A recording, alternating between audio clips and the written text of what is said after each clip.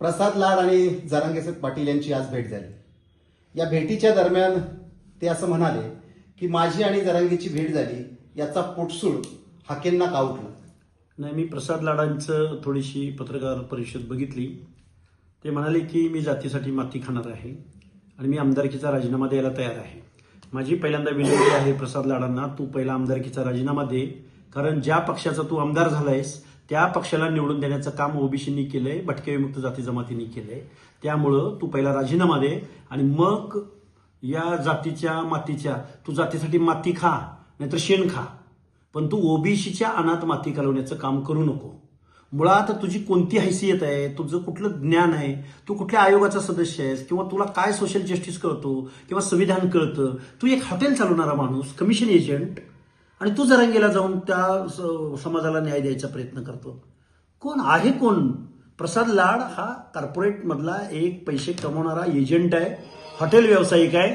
त्यांनी ओबीसीच्या अनाथ माती घालवण्याच्या भानगडीत पडू नये। आणि आम्हाला तू कुणाला भेटला, तू कुणासाठी माती खाल्लीस, आमच्या पोटात पोटशिळ उठायचं कारण नाही। पण महाराष्ट्रातल्या अर्ध्याहून जास्त लोकसंख्येच्या अनाथ माती घालवणाऱ्या जरांगेला जर तुला भाऊ करून घ्यायचा असेल, तू भाऊ करून घे, नाही तर नवरा करून घे, आम्हाला काही फरक पडत नाही। त्यामुळं प्रसाद लाडांनी ज्या भाजपच्या उमेदवारीवर आमदारकी घेतली ना, तो भाजप ओबीसीच्या जीवावर सत्तेमध्ये आलाय, याचं सूत्र कुठेही ध्यानात विसरू नये। आज तुमचा बुलढाणा दौरा होतोय, काय? नाही, आम्ही जातनिहाय जनगणना झाली पाहिजे, ओबीसींना न्याय भेटला पाहिजे, सामाजिक न्याय, ओबीसींचं आरक्षण गेलंय, ओबीसीमध्ये जनजागृती निर्माण झाली पाहिजे आणि ओबीसींच्या वेगवेगळ्या जात समूहामध्ये एकीची वज्रमूळ झालीच पाहिजे। यासाठी आम्ही 100 सभांची घोषणा केलेली आहे आणि त्या घोषणांचा एक भाग म्हणून देऊळगाव राजामध्ये 2-3 सभा आणि सिंदखेड राजामध्ये 2-3 सभा, अशा आम्ही मातृतीर्थ मा जिजाऊंच्या जन्मभूमीमध्ये या सभा घेत आहोत आणि ओबीसी बांधवांशी संवाद साधत आहोत। मनोज जरांगे पाटील यांचं आंदोलन सुरू होते आहे, काय प्रतिक्रिया? मनोज जरांगेंनी आंदोलन करावं, महिन्याला उपोषण करावं, वारी एकादशी प्रमाणे।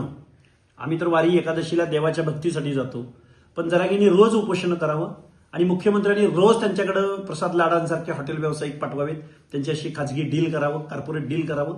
आमचं त्यांच्याशी काही देणं घेणं नाही, पण आमचं ओबीसीचं आरक्षण आज रोजी संपुष्टात आलेलं आहे। आम्ही अनेक उदाहरणं त्या दिवशी मंत्रिमंडळाच्या ओबीसी संदर्भातल्या सब कमिटी समोर मांडलेली आहेत, त्या प्रश्नावरती उत्तर देण्याचं काम करावं, ही आमची विनंती राहील। आज प्रसाद लाड आणि जरांगे पाटील यांची भेट झाली, आपण त्याकडे कसं पाहता? प्रसाद लाडांनी कोणाची भेट घ्यावी आणि जातीसाठी माती खा, काय खायचं ते खा, पण ओबीसीच्या अनाथ माती घालवू नकोस। आणि आमची भेट वगैरे, तुझी भेट घ्यायला तू आहेस कोण?